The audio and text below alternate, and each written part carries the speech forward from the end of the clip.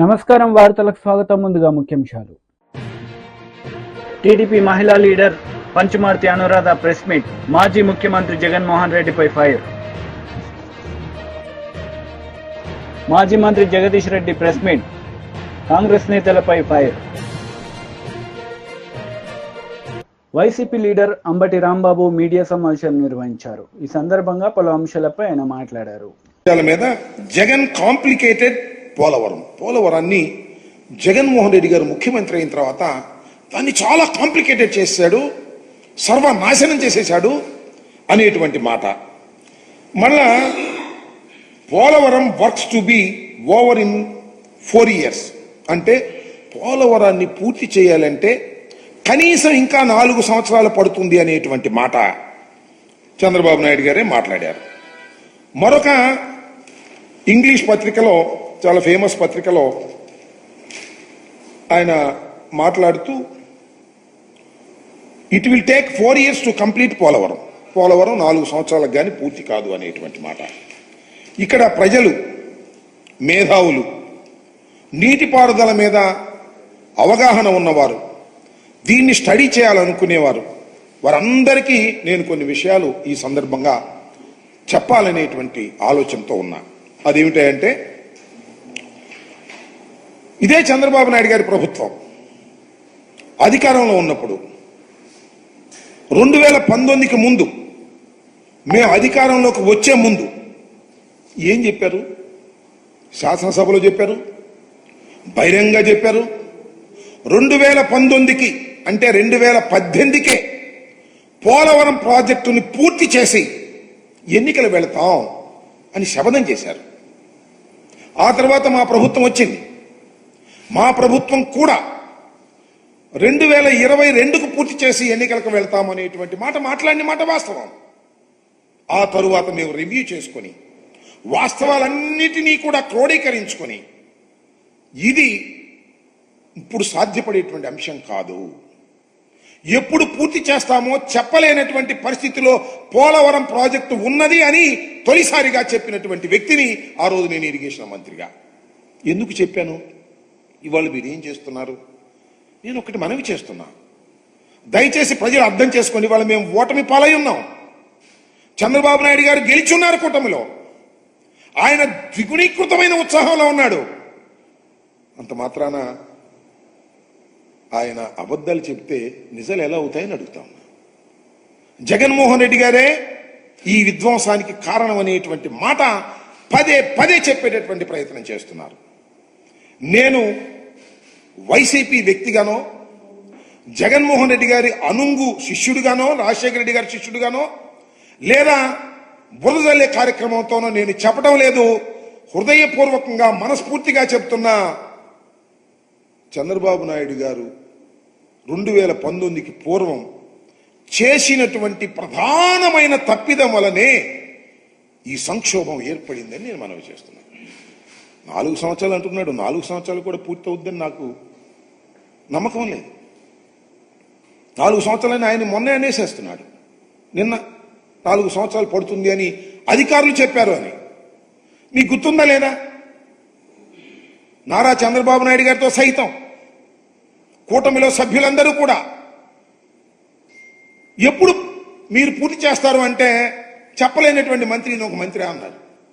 నేను మనవి చేస్తున్నాను, ఇవాళ ఈ ప్రాజెక్ట్ ఇంత ఆలస్యం కావడానికి చంద్రబాబు నాయుడు గారు అధికారంలోకి వచ్చి జగన్మోహన్ రెడ్డి అంటున్నాడు, మేము అధికారంలోకి వచ్చి చంద్రబాబే అంటున్నాం.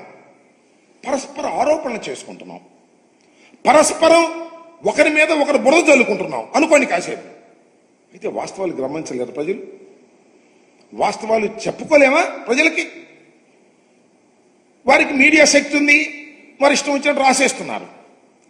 కానీ ప్రజలకు విఘ్నత ఉంటుంది, మేధావులకు విఘ్నత ఉంటుంది, ఇరిగేషన్ మీద అవగాహన ఉన్న వాళ్ళకి ఉంటుంది. ఎక్కడ తప్పు జరిగింది? ఇది ప్రధానమైనటువంటి కీలకమైన కోర్ ఇష్యూ. ఎక్కడ తప్పు జరిగింది? జగన్మోహన్ రెడ్డి గారి టైంలో తప్పు జరిగిందా? నారా చంద్రబాబు నాయుడు గారి టైంలో తప్పు జరిగిందా? నేను మనవి చేస్తున్న జగన్మోహన్ రెడ్డి గారి హయాములో ఏ విధమైన తప్పిదము జరగకపోగా వేగవంతంగా ప్రాజెక్టును పూర్తి చేయడానికి ప్రయత్నం చేశామని మనస్ఫూర్తిగా చెప్పదలుచుకున్నా. దానికి వివరాలు కావాల్సి వచ్చినా చెప్తా. చంద్రబాబు నాయుడు గారి హయాంలో పూర్తిగా తప్పిదం జరిగింది. ఎందుకు రాంబాబు గారు ఇలా బురద జల్లి కార్యక్రమం చేస్తున్నారు చంద్రబాబు నాయుడు గారిని అంటే దానికి సమాధానం చెప్తా. నేను ఒకటే మనవి చేస్తున్నా, ఇది చాలా వైవిధ్యం కలిగినటువంటి ప్రాజెక్ట్, ప్రపంచంలోనే చాలా అరుదైనటువంటి ప్రాజెక్ట్. ఈ ప్రాజెక్ట్లో డయాఫ్రమ్ వాల్ అనేది చాలా కీలకమైనది. డయాఫ్రమ్ వాల్ అనేది చాలా కీలకమైనది. డయాఫ్రమ్ వాల్ నిర్మాణం చేయవలసింది ఎప్పుడు అంటే 2 కాఫర్ డ్యాములు పూర్తి చేసిన తరువాత మాత్రమే. మరొక్కసారి చెప్తున్నా, 2 కాఫర్ డ్యాములు, ఎగువ కాఫర్ డ్యాం, దిగువ కాఫర్ డ్యాం, 2 కాఫర్ డ్యాములు పూర్తి చేసిన తరువాత మాత్రమే డయాఫ్రమ్ వాల్ స్టార్ట్ చేయాలి. మీరేం చేశారు?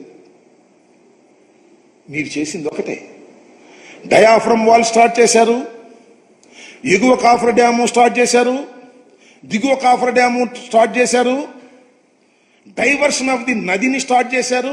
అన్ని సైమల్టేనియస్ గా స్టార్ట్ చేశారు. ఎందుకు స్టార్ట్ చేశారో నాకు తెలుసు, మీకు తెలుసు. ఎందుకు స్టార్ట్ చేశారంటే 2018 పూర్తి చేసేసి మేము పూర్తి చేశామని ప్రగల్భాలు పలుకుదామని మీరు స్టార్ట్ చేశారు. కానీ కంప్లీట్ కాలేదే. కంప్లీట్ అయింది ఏంటి? ఓన్లీ బీఆర్ఎస్ లీడర్ మీడియా సమావేశం నిర్వహించారు. ఈ సందర్భంగా పలు అంశాలపై ఆయన మాట్లాడారు. అక్షరం చీకటి కోణమే. బహిరంగంగా మాట్లాడే దమ్ము లేదు. ఇంత జరిగితే ఏం మాట్లాడుతున్నారు? దీనికి సపోర్ట్గా ఇయ్యాల మాట్లాడే మేధావులు. ఏం జరిగింది మరి? 6,000 కోట్లు ఎక్కడికి పోయినాయి?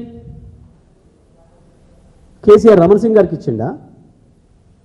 అందులో తిరిగి రమణ సింగ్ గారు కేసీఆర్ గారు పంపిండి, ఆయన కొన్ని ఉంచుకొని. పాపం మధ్యలో దత్తాత్రేయ గారిని కూడా పిలిచిండు రమణ సింగ్ గారు. అయ్యాలా వారికి కూడా ఏమైనా పంపిండ్రా? అది ఇప్పటికి కూడా కంటిన్యూగా చెల్లిస్తే కాంగ్రెస్ గవర్నమెంట్ వచ్చినాక కాంగ్రెస్ ముఖ్యమంత్రి అందింటుండా? దాంట్లో తెలంగాణ ప్రజల రూపాయిని అక్కడ పంపించి వస్తే మాకు వచ్చే లాభం ఏంది?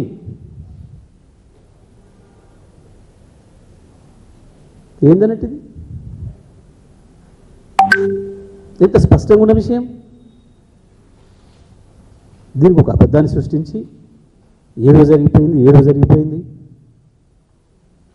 చెప్పాలి.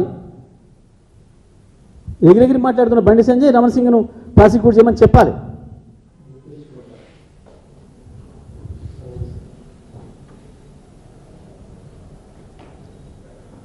ఏది లేదు, ఎక్కడ ఒక అక్షరం వాస్తవం లేదు. ఆ కమిషన్ నిలిచేది అంతకన్నా లేదు. కేసీఆర్ ఉన్నట్టు స్పష్టంగా కుండబద్దలు కొట్టినట్టు చెప్పిండ్రు.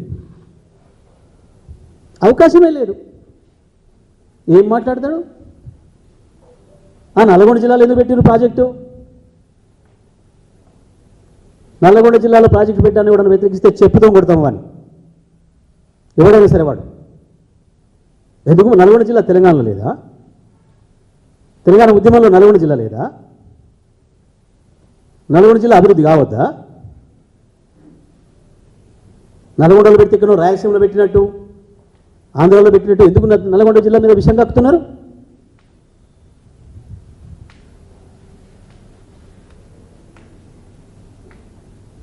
కోదండరామ్ నల్గొండ జిల్లా కనబడతలేదా? తెలంగాణ ఉద్యమంలో మీ అందరికంటే ఎక్కువ కొట్లాడింది మేము నల్గొండ జిల్లా. నల్గొండ జిల్లా ఉద్యమకారుల మీదనే ఎక్కువ కేసులు అయినాయి.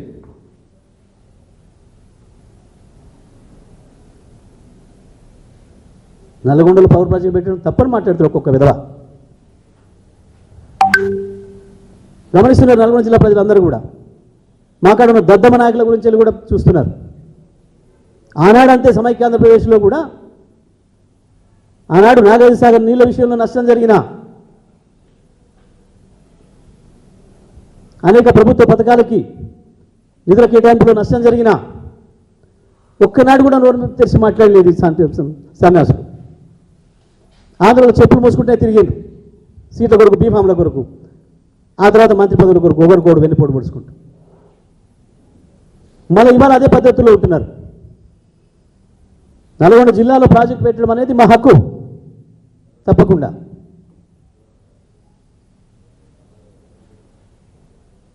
ఎక్కడో 600, 700, 800 కిలోమీటర్ల దూరం తీసుకుపోయి పెడుతుంటే బీజేపీ లీడర్ మీడియా సమావేశం నిర్వహించారు. ఈ సందర్భంగా పలు అంశాలపై ఆయన మాట్లాడారు. వహించాల్సి వస్తుంది. అదే విధంగా రాష్ట్ర డీజీపీ గారికి విజ్ఞప్తి చేస్తా ఉన్నాం. ప్రభుత్వం మొదలుగా చేయాల్సినటువంటి పని మీరు అంటున్నారు కదా, లా అండ్ ఆర్డర్ కంట్రోల్ కొరకు మేము చేస్తున్నామని. అంటే మెజార్టీ ప్రజల మీద కేసులు బనాయిస్తేనే మీరు లా అండ్ ఆర్డర్ కంట్రోల్లో ఉన్నట్ట. 144 సెక్షన్లు మాకు మాత్రమే వర్తిస్తాయా? 307 సెక్షన్లు హిందువులకు మాత్రమే వర్తిస్తాయా? ఒక్కసారి రాష్ట్ర డీజీపీ గారు కూడా ఆలోచించాలా. జరిగినటువంటి విషయం మీద ప్రభుత్వమే చిత్తశుద్ధి చాటుకొని విచారణ చెయ్యాలా. లేకపోతే మిగతా కమిషన్లను కూడా మేము ఆశ్రయిస్తాం. జరిగినటువంటి విషయాల మీద వాస్తవాలు బయటకు వచ్చే వరకు భారతీయ జనతా పార్టీ పోరాటం చేస్తుందని సందర్భంగా తెలియజేస్తున్నాం.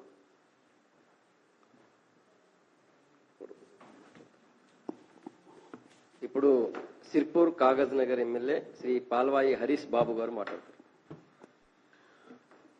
షార్ట్ నోటీసులో విచ్చేసిన పత్రికా మిత్రులకు సాయంకాలం పూట శుభాభినందనలు. నాతో పాటు ప్రెస్ మీట్లో పాల్గొంటున్న వారు ఆదిలాబాద్ శాసనసభ్యులు శ్రీ పాయల్ శంకర్ గారు, రాష్ట్ర అధికార ప్రతినిధి శ్రీ సంగప్ప గారు, రాష్ట్ర కార్యవర్గ సభ్యులు ముస్తాపురి అశోక్ గారు. ఇవాళ ప్రధానంగా మేము మహిళా మోర్చా అధ్యక్షురాలు డాక్టర్ శిల్పారెడ్డి గారు, ఇవాళ నేను మా ప్రతినిధి బృందం పాయల్ శంకరన్న గారితో కలిసి principal chief conservator of forest PCCF Dobriyal గారిని, పీసీసీఎఫ్ పర్గైన్ గారిని అరణ్య భవన్లో కలిసి వచ్చినాం. ఆ విషయాన్ని మీతో పంచుకోవడానికి ఈ పత్రికా విలేకరుల సమావేశంలో మాట్లాడుతున్నాం. రాష్ట్రంలో మళ్లీ పోడు భూముల మీద ఫారెస్ట్ అధికారుల దౌర్జన్యాల దాష్టీకాలు తారాస్థాయికి పోయినాయి. మీరు చూడండి, అసెంబ్లీ ఎన్నికల సమయాన కాంగ్రెస్ ప్రభుత్వం పోడు భూముల జోలికి పోలేదు. అంటే అసెంబ్లీ ఎన్నికల తర్వాత పార్లమెంట్ ఎన్నికలు వచ్చే వరకు, పార్లమెంటు ఎన్నికలు మే 13న అయిపోగానే దొడ్డిదారిన మరి వరకు ఓరల్ ఆర్డర్స్ ఇచ్చిండ్రా, రిటర్న్ ఆర్డర్స్ ఇచ్చిండ్రా మాకు తెలియదు, కానీ మే 14 నుంచి మొదలుపెట్టారు ఫారెస్ట్ అధికారులు. ఎక్కడెక్కడ పోడు భూములు ఉన్నాయని ఐడెంటిఫై చేస్తూ వాటిని స్వాధీనపరుచుకునే కార్యక్రమం, పోడు ల్యాండ్ రిట్రీవల్ అని చెప్పి మొత్తం ప్రాణహిత పరివాహక ప్రాంతం నుంచి మొదలు పెడితే గోదావరి పరివాహక ప్రాంతం, ఆదిలాబాద్ నుంచి మొదలు పెడితే ఇల్లెందు వరకు మొత్తం పోడు భూములన్నీ రణరంగాన్ని తరపిస్తున్నాయి. చాలా దారుణంగా ఉన్నది పరిస్థితి. గతంలో కేసీఆర్ అనేవాడు పోడు భూములకు కుర్చీ వేసుకొని పట్టాలు ఇస్తాయని. ఆయన కుర్చీలు వేసుకొని పట్టాలు ఇచ్చిండో లేదో గాని గిరిజనులకు కూడా గతంలో పంపిణీ చేసిన పట్టాలు 10% దరఖాస్తులు కూడా ప్రాసెస్ చేయలే. కాంగ్రెస్ ప్రభుత్వం తన మేనిఫెస్టోలో పెట్టింది, పోడు భూముల సమస్యకు శాశ్వత పరిష్కారం కనుగొంటాం, అందరికీ పట్టాలు ఇస్తాం, అందరినీ ఆదుకుంటామని. దానికి విరుద్ధంగా ఎన్నికలు అయిపోగానే వాళ్ళ నిజ స్వరూపాన్ని బయట పెడుతున్నారు. ఎన్నికల వరకు ఓట్లు కావాలి కాబట్టి పోడు భూముల జోలికి పోలేదు ఫారెస్ట్ అధికారులు. ఎన్నికలు కాగానే, పార్లమెంట్ ఎన్నికలు కాగానే ఇక మాకు పోడు రైతులతో సంబంధం లేదన్నట్టు వాళ్ళ వెంబడి పడి వాళ్ళని ఇబ్బంది పెట్టే కార్యక్రమం చేస్తున్నారు. నేను అటవీ శాఖ మంత్రివర్యులు శ్రీమతి కొండా సురేఖ గారు పోడు భూముల ఉద్యమంలో పెద్ద ఎత్తున భాగస్వాములై పోడు రైతులందరినీ సంఘటితపరిచిన, గతంలో ఎమ్మెల్యేగా పనిచేసి ఇప్పుడు మంత్రిగా ఉన్న సీతక్క గారు, వీరందరూ కూడా సమాధానం చెప్పాలి. ఎన్ని నినాదాలు ఇచ్చారు ఎన్నికల సమయాన, అసెంబ్లీ ఎన్నికల సమయాన? ఉన్న భూములేవి వదిలేది లేదు, కొత్తగా భూములు కొట్టేది లేదని నినాదాలు ఇచ్చారు. మరి ఇవాళ ఉన్న భూములన్నీ లాక్కుంటా ఉంటే పోడు రైతులు ఎక్కడికి పోవాలి? చాలా దారుణమైన పరిస్థితి. ఇవాళ ఎక్కడ కూడా మొత్తం ఈ పోడు రైతుల సమస్యలు కేవలం టీడీపీ లీడర్ మీడియా సమావేశం నిర్వహించారు. ఈ సందర్భంగా పలు అంశాలపై ఆమె మాట్లాడారు. ఒక 80 ఏళ్ల నాటి ఆంధ్రుల కళ, ఆ కళని సాకారం చేయటానికి నారా చంద్రబాబు నాయుడు గారు అహర్నిశలు కష్టపడ్డారనే విషయం రాష్ట్ర ప్రజలకే కాదు దేశ ప్రజలందరికీ కూడా బాగా తెలుసు. 44 ఏళ్ల క్రితం టంగుటూరి అంజయ్య గారు పోలవరానికి శంకుస్థాపన చేశారే తప్ప ఒక్క అడుగు కూడా ముందుకెళ్ళింది లేదు. 20 ఏళ్ల నాడు మరి వైఎస్ రాజశేఖర్ రెడ్డి గారు శంకుస్థాపన చేశారే తప్ప ఒక్క అడుగు కూడా ముందుకెళ్ళిన పరిస్థితి లేదు. ఏదో పోలవరం ప్రాజెక్టుకి నేను ముందుకు తీసుకెళ్లాను అని చెప్పి చెప్పడానికి ముందు కాలువలు తవ్వేసి మట్టిని మింగేసి మొబిలైజేషన్ అడ్వాన్సులు పేరుతో కమిషన్లు నొక్కేసిన హీన చరిత్ర వైఎస్ రాజశేఖర్ రెడ్డిది. అలా ఆ పోలవరాన్ని కమిషన్లతో తినిపారేసి జలయజ్ఞాన్ని కాస్త ధనయజ్ఞంగా మార్చేసి 1000 కోట్లు మింగేశారు రాజశేఖర్ రెడ్డి కుటుంబం. తర్వాత నారా చంద్రబాబు నాయుడు గారు ముఖ్యమంత్రి అయిన తర్వాత 2014లో ఈ పోలవరం ప్రాజెక్టుని ఆ యొక్క కళని సాకారం చెయ్యాలి, నిజం చెయ్యాలి అనే ఉద్దేశంతో పోలవరాన్ని పరుగులు పెట్టించిన ఘనత నారా చంద్రబాబు నాయుడు గారిది. 72% పోలవరం ప్రాజెక్ట్ని పూర్తి చేయటం జరిగింది. ఒక్క రోజులో 35,000 క్యూబిక్ మీటర్ల కాంక్రీట్ని నారా చంద్రబాబు నాయుడు గారు వేయించడం జరిగింది. ఒక గంటకి 13,080 క్యూబిక్ మీటర్ల కాంక్రీట్ని ఆ రోజు పోలవరం ప్రాజెక్టులో చేయించడం వల్ల గిన్నీస్ బుక్ ఆఫ్ రికార్డ్స్ కూడా ఎక్కడం జరిగింది. రాష్ట్ర చరిత్రలోనే కాదు, దేశ చరిత్రలోనే కాదు, ప్రపంచ చరిత్రలో కూడా ఏ నాయకుడు ఒక సాగునీటి ప్రాజెక్టు కోసం ఇంత శ్రమ పడలేదు. అలా పోలవరం ప్రాజెక్ట్ని పూర్తి చేయటం కోసం మరి అహర్నిశలు మరి కష్టపడిన ఏకైక నాయకుడు నారా చంద్రబాబు నాయుడు గారు. 72% పూర్తి చేశారు. ఆ తర్వాత వచ్చాడమ్మా ఈ రాష్ట్రాన్ని రాజపీను కన్నా హీనంగా పీకు తినటానికి ముఖ్యమంత్రి అయ్యారు. ఒక్క ఛాన్స్ పేరుతో పొర్రపాటున గెలిచాడు. రాష్ట్రం ఎంత అధోగతి పాలైపోయిందో అందరికీ కూడా తెలుసు. పోలవరం ప్రాజెక్టు ఎంత అధోగతి పాలు చేశారో నిన్న ఆల్రెడీ నారా చంద్రబాబు నాయుడు గారు చెప్పడం జరిగింది. మేము మళ్ళీ చెప్పదలుచుకున్నాం. 72% పూర్తి చేసిన ప్రాజెక్టుని కేవలం ఇంకొక 28% పూర్తి చేస్తే ఎన్ని ప్రయోజనాలు కలిగేవో ఆ రాష్ట్ర ముఖ్యమంత్రిగా ఉన్న అప్పటి రాష్ట్ర ముఖ్యమంత్రిగా ఉన్న జగన్మోహన్ రెడ్డికి తెలీదా అని చెప్పి ఈ సందర్భంగా అడుగుతా ఉన్నాం. ఏ రకంగా అయితే రాజధాని నాశనం చేశాడో అదే విధంగా రివర్స్ టెండరింగ్ పేరుతో కాలయాపనలు చేసి 20లో పూర్తి చేస్తాం, 21లో పూర్తి అయిపోతుంది, 22లో పూర్తి అయిపోతుంది, 23 పూర్తి అయిపోతుంది, ఇంకేముంది అని చెప్పి అక్కడ ఒక పనికి మాలిన మంత్రుల్ని, ఒకడు ఆ అనిల్ కుమార్ యాదవ్, ఆ తర్వాత అంబటి రాంబాబు. ఈరోజు కూడా మళ్ళీ 2ంటికి ఏదో ప్రెస్ మీట్ పెట్టడానికి రెడీ అవుతున్నాడు ఆయన. డయాఫ్రామ్ వాల్ని నాశనం చేసి పెట్టి, స్పిల్వే వర్క్స్లన్నీ నాశనం చేసి పెట్టి భ్రష్టు పట్టించేసి చివరికి ఆ ప్రాంతం మొత్తం కూడా ముంపులోకి గురయ్యే విధంగా జిల్లాలు మునిగిపోయే విధంగా నాశనం చేశారు ఈ జగన్మోహన్ రెడ్డి ప్రభుత్వం. ఏంటి ముసిముసి నవ్వులతో ఈ జగన్మోహన్ రెడ్డి ప్రభుత్వం ఏం చేశారు? అక్కడ కేసీఆర్ 1 మీటర్ తగ్గించవయ్యా, 145 మీటర్లకు గాను 1 మీటర్ తగ్గించవయ్యా అంటే ఈయన ఏకంగా 4 మీటర్లు తగ్గించేశారు. అందుకనే పోలవరంలో మీ పార్టీ మునిగిపోయింది, అక్కడ కేసీఆర్ ప్రభుత్వం కాళేశ్వరంలో మునిగిపోయిందని చెప్పక తప్పదు. ఆ పార్టీ ఇంత దారుణంగా చేసిన వీళ్ళకి మరి ఏ గతి పట్టిద్దో ప్రజలే చెప్పాల్సిన అవసరం ఉంది అని చెప్పి ఈ సందర్భంగా తెలియజేస్తా ఉన్నా. ఏంటి పోలవరం? ఇంకా కొత్తగా వచ్చిన యూత్కి కానీ కొత్తగా వచ్చిన ఓటర్స్కి కానీ తెలియాల్సిన అవసరం ఉంది అని చెప్పి ఈరోజు తెలుగుదేశం పార్టీ తరఫున మేము భావించి ఈరోజు కొన్ని విషయాలు మేము ముందుకు తీసుకొస్తా ఉన్నాం. ఈ పోలవరం గనక పూర్తి అయితే సాగునీటి సౌకర్యం మరి 7,20,000 ఎకరాలకి సాగునీటి సౌకర్యం కలుగుతుంది. ముఖ్యంగా విశాఖపట్నం జిల్లాలో 1,50,000 ఎకరాలకి సాగునీటి అందించే పరిస్థితి వస్తుంది. తూర్పుగోదావరి జిల్లాలో 2.5 లక్షల ఎకరాలకి సాగునీటి సౌకర్యం వచ్చే అవకాశం ఉండేది. పశ్చిమ గోదావరి జిల్లాలో 2,58,000. వార్తలు ముగించే ముందు ముఖ్యాంశాలు మరోసారి.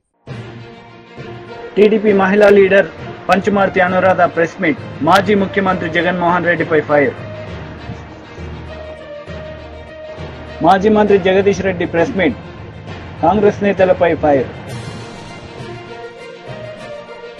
ఈ వార్తలు ఇంతటితో సమాప్తం. తిరిగి ప్రసారమయ్యే వార్తల్లో మళ్ళీ కలుద్దాం. అంతవరకు సెలవు. నమస్తే.